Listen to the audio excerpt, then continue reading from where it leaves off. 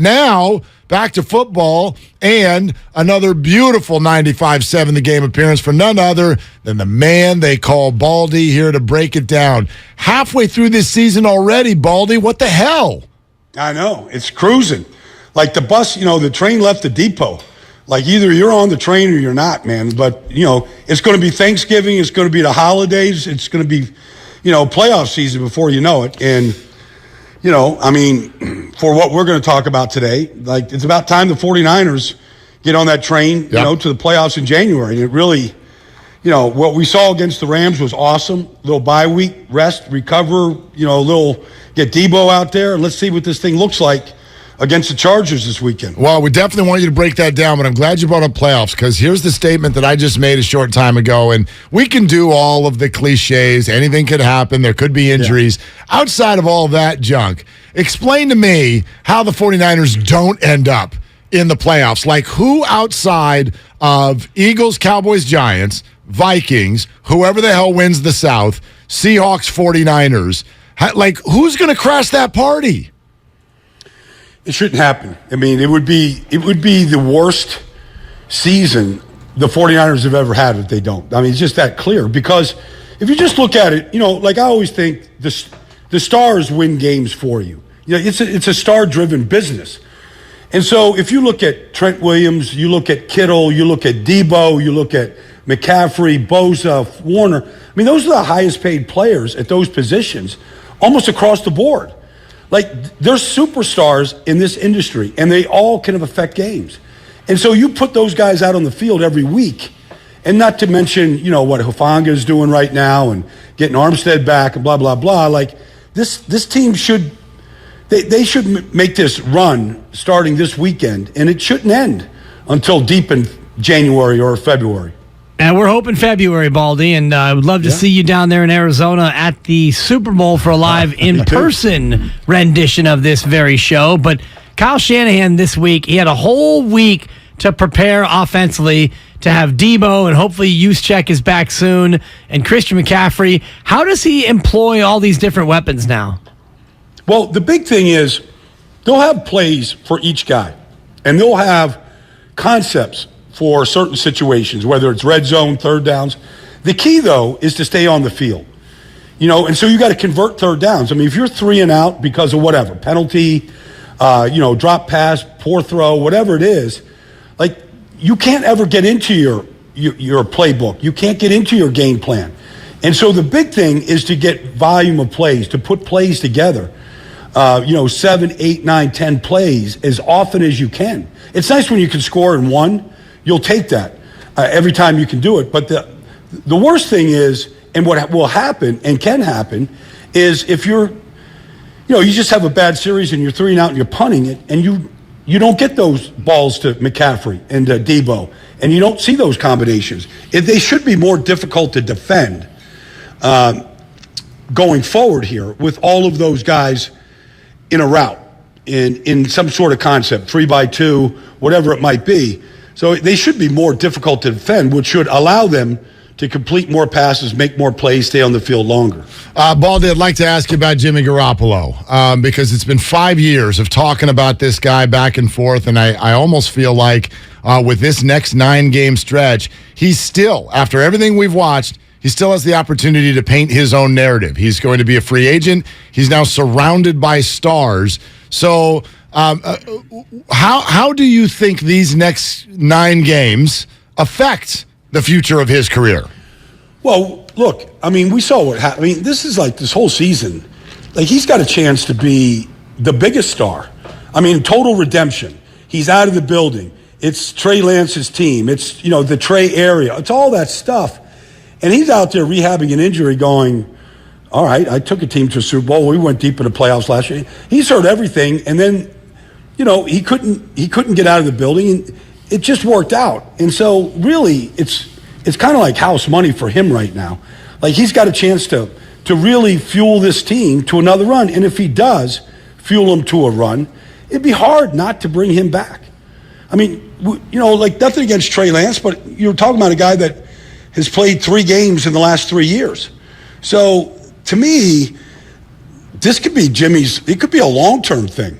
in San Francisco if he plays really, really well. And this is maybe as good a roster as he's ever been on. And so if he does his job, like he could have this job for a while.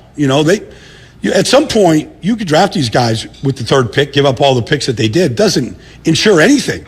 I mean, just look at these past drafts of quarterbacks and see where they're at.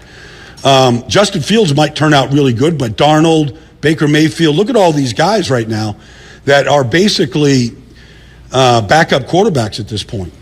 And even looking at the Trey Lance draft where Justin Fields is looking better, Trevor Lawrence is starting to show some flaws, and Zach Wilson's been a guy under real trouble, and Mac Jones lost his job temporarily to Zappe. Does that maybe kind of validate this move if potentially Kyle and John Lynch decide to make it? It certainly can. I mean, Matt Stafford goes to the Rams in his 12th year and wins the Super Bowl. And he was stuck in Detroit forever, and nobody knew that he could do that. Somebody believed in him. They put a great team around him, and he did his job, and they're Super Bowl champions. So I'm not saying, I don't know if Jimmy has got the same talent that Matt Stafford does. I mean, he was the first pick of the draft. Nobody thinks that he has that kind of arm, but, he does lead in other kind of ways. The players do believe in him, and he's having a good season statistically right now. And so, and he had to come from shoulder surgery and no offseason and kind of just on the outside, and then all of a sudden being thrown back in. He said that he needed some time to get sharp. And so there's no more excuses right now. This is a really good football team, and he gets a chance to really kind of lead them right now. It's a great opportunity. Baldy is with us here on Willard and Dibbs, 95.7 The Game. Okay, Baldy, I think if we boil it down, what everyone's excited to see, it's Debo and C-Mac on the field at the same time, maybe even in the backfield together. What's a defensive player thinking if they see that lineup?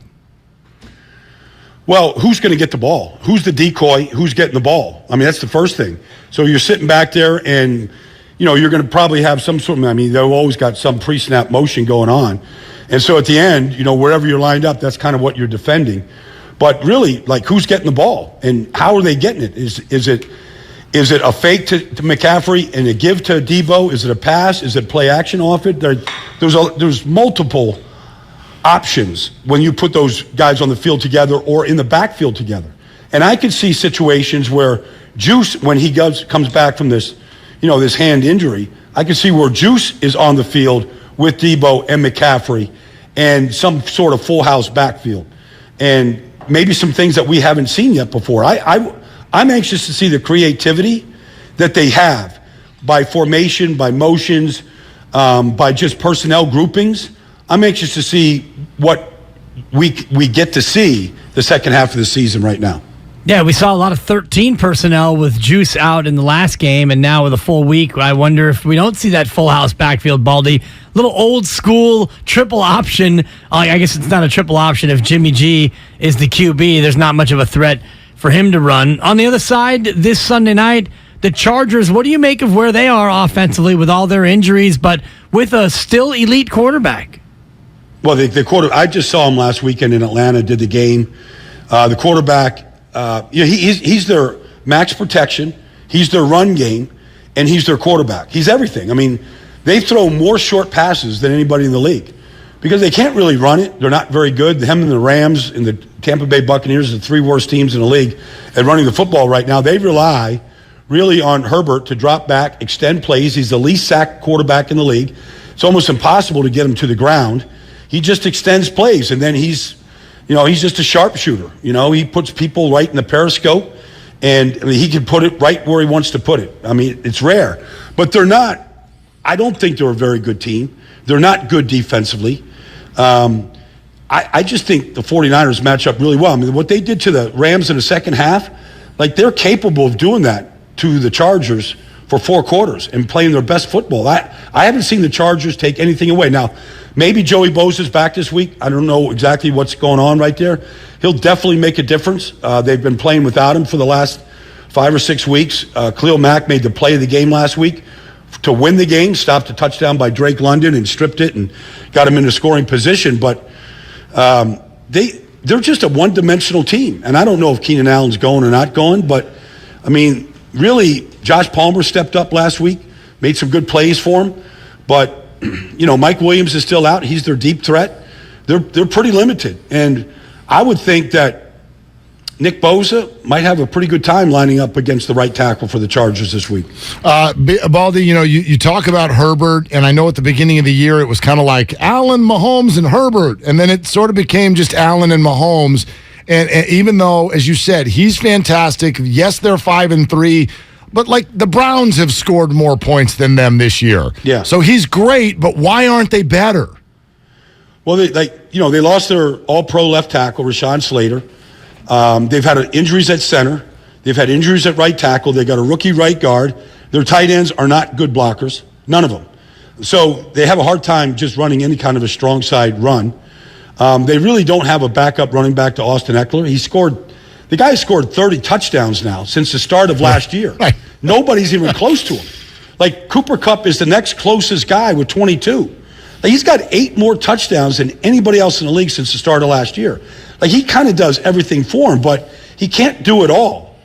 He's not the biggest guy, but he is, one hell of a football player. So they just have flaws. They're just like everybody, basically. They're just a flawed team. And Herbert kind of rescues a lot of those flaws. Baldy, great stuff. We're really looking forward to this one. We always look forward to our conversations with you. Thank you so much. Have a great day, guys. Enjoy it this weekend. It's going to be fun. Yeah, Thanks, Baldy. absolutely. There.